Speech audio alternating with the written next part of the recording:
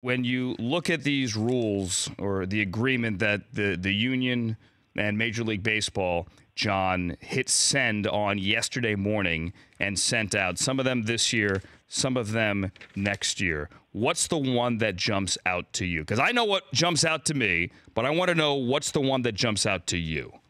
Well, I think for fans watching the game, Andrew, it's going to be the 3-batter minimum for relievers to face or all pitchers to face. And it's important to point out, too, that one of the unique aspects of that rule is it's either 3 batters or the end of the half inning. So you can still play the matchup game if you're confident in that pitcher's ability to get the last out of the inning and then be replaced during the inning break. So that's one key part of the deal. I think a couple things. Number one, it's important to me that MLB and the union are working meaningfully on changes that they hope and believe could result in a quicker pace to the game and a better flow to the game, which I think we all around baseball want to see. I believe here, Andrew, that this has been arrived at because they believe that this will help. And I think if it ends up not helping, I think they'll change and they'll revert back to it. I think the important thing here is more, to me, Andrew, thematic than it is the specifics of this. This is the beginning of a conversation, or rather continuing one that began with the mound visits and other things that actually have not been all that intrusive to the game at all. And it's just allowing both parties to manage what's happening in the change of the game. I realize that baseball, the rules have been sacrosanct for a very long time, but the important thing here is, Andrew, that MLB and the union are both collectively saying, you know what, there are things happening in the trends of the game that we don't like. Let's get together. Let's talk about it a full 3 seasons before this basic agreement is over. All right.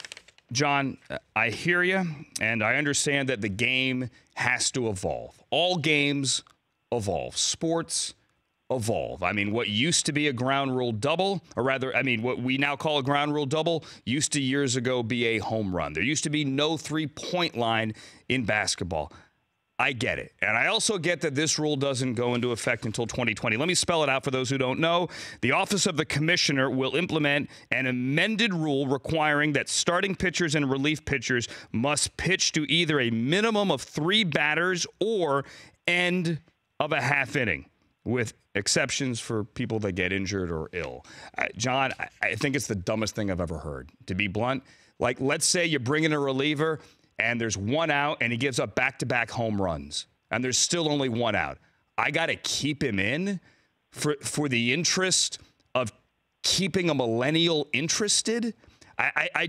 You're fundamentally changing the game. If I'm taking it from a football perspective, if I bring a running back in on 3rd down, does he have to carry the ball before he leaves?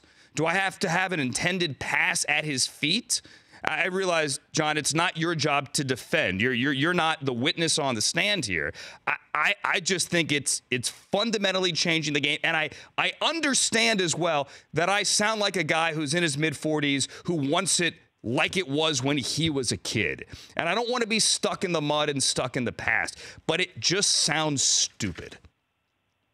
Well, there are some very valid concerns there about what happens if a guy just really does not have his stuff and gives up a couple of home runs. What then happens? And that's a fair point.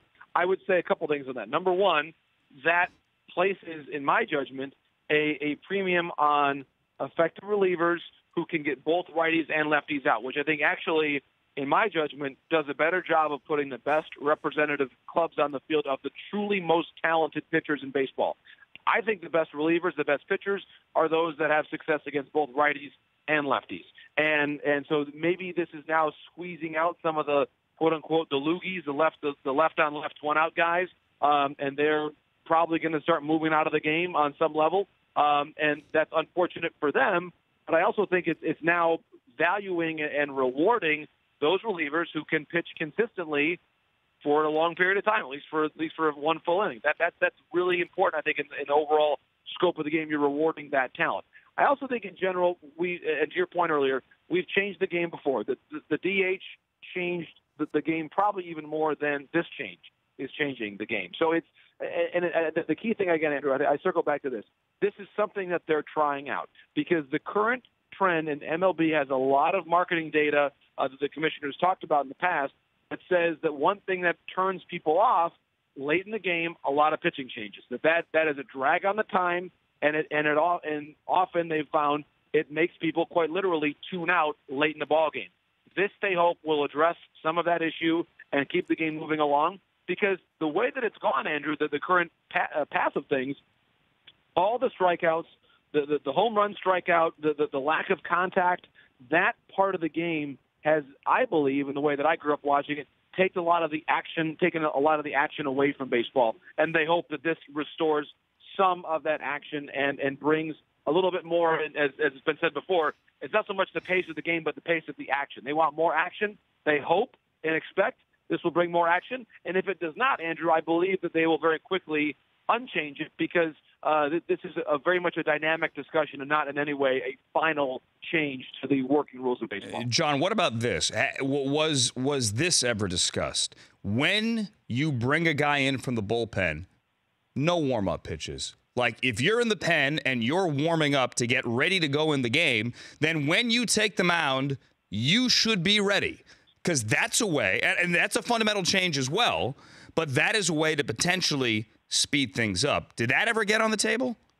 Not to my knowledge, and it's a fair point, though, because in general we in the game we have seen the diminishment in the amount of warm-up time. That there's now been a little stricter guidelines on how much time a pitcher has to get warmed up. So they've actually done a pretty good job of compressing that time in general. But I think to go totally without a warm-up, I think would kind of get into the realm of, are you risking pitcher injury, pitchers that for their whole lives have been conditioned to have a bit of a warm-up time before they begin an inning. So I think for that, they would probably say it would probably have a negative impact on overall pitcher health and performance, frankly, to not have warm-ups on the field. The Rich Eisen Show, weekdays at noon Eastern on Audience.